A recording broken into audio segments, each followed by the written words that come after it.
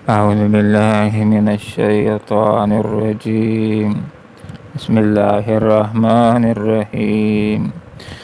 فقل الحق من ربكم فمن شاء فليؤمن ومن شاء فليكفر إنا أعتدنا للظالمين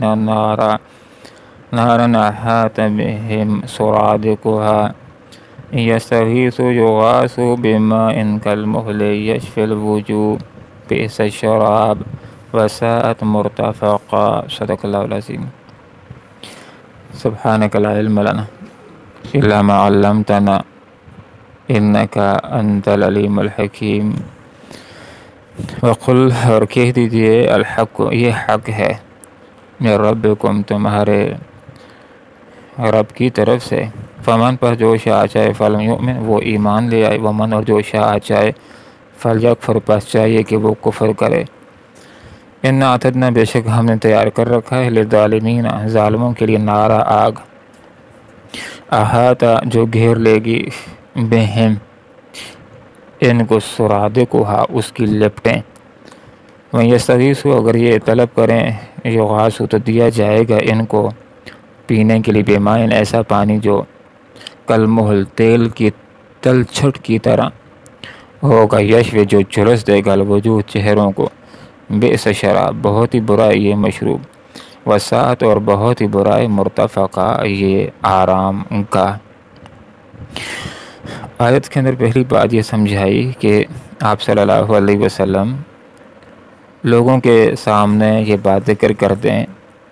کہ الحق یہ حق ہے، یہ اسلام، یہ دین، یہ توحید کا مضمون اور یہ قرآن یہ حق ہے من ربکم تمہارے پروردگار کی طرف سے. اب اس کی حقیقی معنی کہ جو چاہے تو ایمان لے آئے اس حق پر، ومن شاء اور جو چاہے تو فلیکفر یہ کفر کر لے. ایک حقیقی معنی اور ایک اس کے مجازی معنی ہیں. حقیقی معنوں کو یہاں پر ترک کر دیا گیا. حقیقی معنی یہ ہیں کہ آیت سے اختیار معلوم ہوتا ہے کہ اللہ رب العالمین نے اختیار دے دیا، جس کی مرضی مومن ہونا چاہے تو مومن ہو جائے اور جس کی مرضی کافر رہنا چاہے تو کافر ہو جائے، دونوں برابر ہیں. یہ اس کے حقیقی معنی ہیں، لیکن یہ مراد نہیں ہے. حقیقی معنوں کو ترک کر دیا گیا ہے اس لیے کہ قرآن کی جو آیات ہوتی ہیں تو ان کے مفہوم کو سیاق و سباق کو دیکھ کر کے متعین کیا جاتا ہے. تو ویسے تو حقیقی معنی یہی معلوم ہوتے ہیں کہ جس کی مرضی مومن ہونا چاہے تب بھی اچھی بات ہے، اور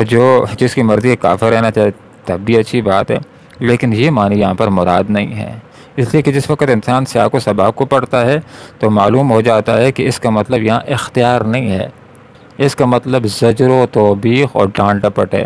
اور اس معنی کے اوپر دلالت کر رہے ہیں یہ الفاظ. انا اعتدنا بے شک ہم نے تیار کر رکھا للظالمین ظالموں کے لیے نارا آگ کو. تو اس لیے یہاں پر اختیار نہیں ہے بلکہ اس کو کہا جاتا ہے زور دینے کا کلام، ڈانٹ ڈپٹ کا. اس کی مثال غور کیجیے، بالکل اسی طرح ایک کلاس کے اندر استاذ ہوتا ہے، وہ طالب علموں کے سامنے یہ بیان کرتا ہے کہ پڑھو کامیاب ہو جاؤ گے، چھٹیاں نہ کرو کامیاب ہو جاؤ گے. بہت سمجھاتا ہے ایک طالب علم کو، اس کے باوجود بھی جب طالب علم سمجھتا نہیں، چھٹیاں کرتے اور تیاری کر کے نہیں آتا، تو استاذ بعض اوقات اس کو کہہ دیتا ہے کہ جاؤ نہ پڑھو. تو اس کا یہ مطلب ہرگز نہیں ہوتا کہ نہ پڑھو، نہ پڑھنا کوئی اچھی بات ہے، بلکہ یہ ایک زور دینے کا انداز ہوتا ہے. اس کو کہا جاتا ہے ڈانٹ ڈپٹ کا انداز. تو کوئی انسان کس طرح سمجھ جاتے ہیں، کوئی کس طرح سمجھ جاتے ہیں. تو یہاں پر یہ بات فرما دی گئی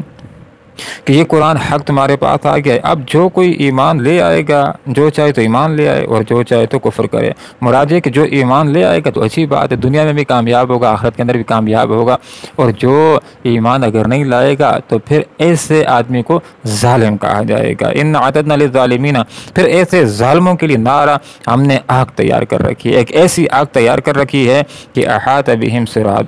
سرادقها کہ گھیر لیں گی ان جہنمیوں کو جس آگ کی لپٹیں. جس طرح آدمی کہیں پر بیٹھے ہوتے ہیں تو ان کے ارد گرد اگر کناتیں لگی ہیں تو کناتیں ان کو گھیر لیتی ہیں، بالکل اسی طرح آدمی یہ جو جہنم یا جہنم کے بیچ میں ہوں گے تو ان کو جہنم کی آگ کی لپٹیں ان کو دیواروں کی طرح گھیر لیں گی، اس میں سے بھاگ بھی نہیں سکیں گے، اور ان کے لیے بہت بڑا یہ سزا کی ایک علامت ہوگی. گویا کہ چاروں طرف ان کے لیے جہنم کی آگ کی بھاڑ لگی ہوئی ہوگی. وَإِن يَسْتَغِيثُوا يُغَاثُوا بِمَاءٍ كَالْمُهْلِ اب دوسری ایک اور بڑی شدت کی بات سمجھا دی گئی کہ جو لوگ جہنم کے اندر ہوں گے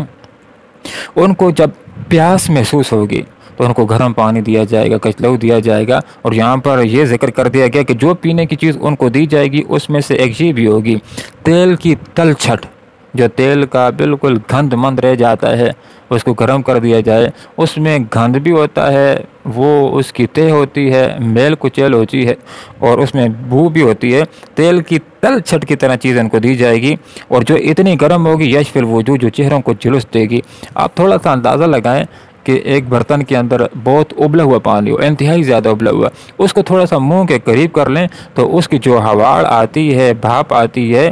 ایک تو پانی منہ کے اوپر گر جائے وہ تو جلا کر کے رکھ دیتا ہے، جو اس کی گرم گرم بھاپ آتی ہے وہ منہ کے قریب کریں تو چہرہ جھلسنا شروع ہو جاتا ہے۔ تو یہاں پر یہ بات ذکر کی ہے کہ انسان تو پیٹ کے معاملے میں بڑا کمزور واقع ہوا ہے۔ ویسے تو انسان کے سامنے مشروبات ہوں تو سب سے خوبصورت مشروب کون سا پیارا اس کی طرف آ جاتا ہے، لیکن جب کچھ پینا ہو تو گندا پانی پینے کے لیے بھی انسان تیار ہو جاتا ہے۔ تو وہاں پر اس پانی کو چونکہ پیاس لگی ہوگی تو ہاتھ لگائے گا، منہ کی طرف کرے گا تو چہرہ بھی جھلسنا شروع ہو جائے گا، اور ہونٹوں کے ساتھ جس وقت پانی لگے گا تو نچلا ہونٹ گل کر کے نیچے آ جائے گا، اور جو قطرات اندر چلے جائیں گے تو آنتوں کو بھی وہ نکال باہر کریں گے۔ تو انتہائی جس قدر انسان ایک برا تصور ذہن کے اندر لا سکتا ہے شدت کا، خطرناکی کا، تو اس سے زیادہ حقیقت کے اندر وہاں پر انسان کے لیے غم اور پریشانی کا موقع ہوگا۔ بئس شراب،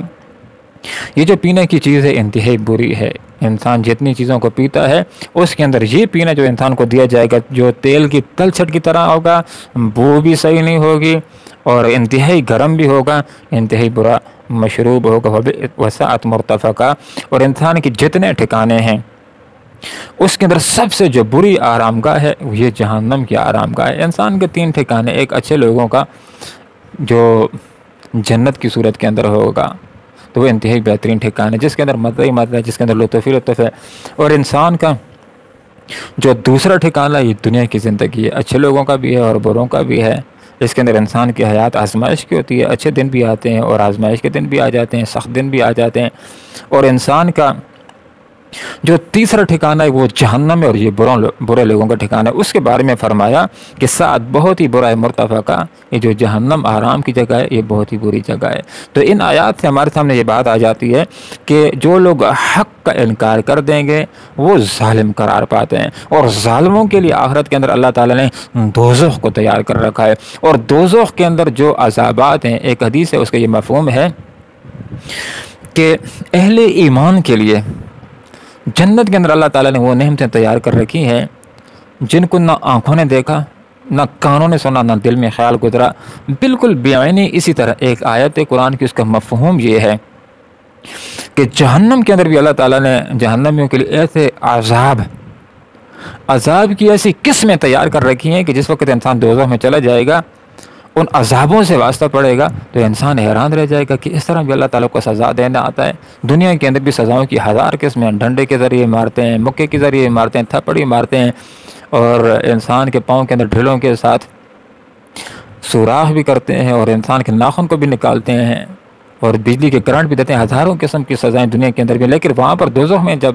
مختلف سزائیں دیکھے گا، ٹھنڈی سزا بھی، گرم سزا بھی، تو سوچنے کے اوپر مجبور ہو جائے گا کہ اللہ تعالیٰ کو ایسی سزا دینا بھی آتا ہے۔ تو 3 قسم کے عذاب دوزخ میں تو وہ ہوں گے جس کے اندر تمام دوزخی ملوث ہوں گے، اور ان 3 عذابوں کے علاوہ مخصوص گناہ گاروں کے لیے اللہ تعالیٰ نے مخصوص سزاؤں کا بھی اہتمام کر رکھا ہے، جس کا مشاہدہ آپ صلی اللہ علیہ وسلم نے معراج کے موقع پر کیا تھا کہ معراج کے موقع پر آپ صلی اللہ علیہ وسلم کو جہنم کا دورہ کرایا گیا، اور اس دورے کے دوران جبرائیل امین آپ صلی اللہ علیہ وسلم کے ساتھ تھے۔ اس دورے کے دوران آپ صلی اللہ علیہ وسلم نے ایک منظر یہ دیکھا تھا کہ کچھ لوگ ایسے ہیں کہ ناخن بڑے بڑے اپنا گوشت نکالتے ہیں، کھاتے ہیں۔ پوچھا کیا معاملہ ہے تو بتلایا گیا کہ یہ وہ لوگ ہیں کہ جو دوسروں کی غیبت کیا کرتے تھے۔ اسی طرح ایک منظر آپ صلی اللہ علیہ وسلم نے دیکھا تھا کہ ایک طرف صاف گوشت، ایک طرف گندا، کچھ لوگ ہیں صاف گوشت کو چھوڑ کر گندے کو کھا رہے ہیں۔ پوچھا کیا معاملہ ہے تو کہا کہ یہ وہ لوگ ہیں کہ جو دنیا میں حلال ازواج کو چھوڑ کر کے یہ دوسری عورتوں کی طرف اپنے منہ کو کیا کرتے تھے، ان کے ساتھ منہ کو کالا کیا کرتے تھے۔ تو جو مخصوص قسم کے گناہ گار ہیں ان کے لیے مخصوص سزاؤں کا بھی اہتمام ہوگا، لیکن 3 قسم کے عذاب ایسے ہیں اس کے اندر سارے دوزخی اس میں ملوث ہوں گے۔ اس میں سے ایک جب پانی مانگیں گے تو گرم پانی دیا جائے گا، دوسرا جس وقت کھانا مانگیں گے تو تھوڑ کا درخت دیا جائے گا، کھا بھی نہیں سکیں گے، چھوڑ بھی نہیں سکیں گے، جو کھائیں گے تو حلق ہی کے اندر وہ پھنس جائے گا۔ اور تیسرا عذاب جہنم کا جس کے اندر تمام جہنمی ہوں گے، وہ جہنم کی نارا آگ کا عذاب ہوگا۔ اور اس آگ کے حوالے سے آپ صلی اللہ علیہ وسلم نے ارشاد فرمایا کہ دوزخ کی آگ دنیا کی آگ سے 69 گنا زیادہ گرم ہے۔ یہ اس کا 70واں ایسا ہے۔ صحابہ نے عرض کیا اللہ کے رسول کہ جلانے کے لیے، ہلاک کرنے کے لیے تو یہ بھی کافی، فرمایا ہاں، لیکن اس کے باوجود جو دوزخ کی آگ ہے دنیا کی آگ سے 69 گنا زیادہ گرم ہے۔ اور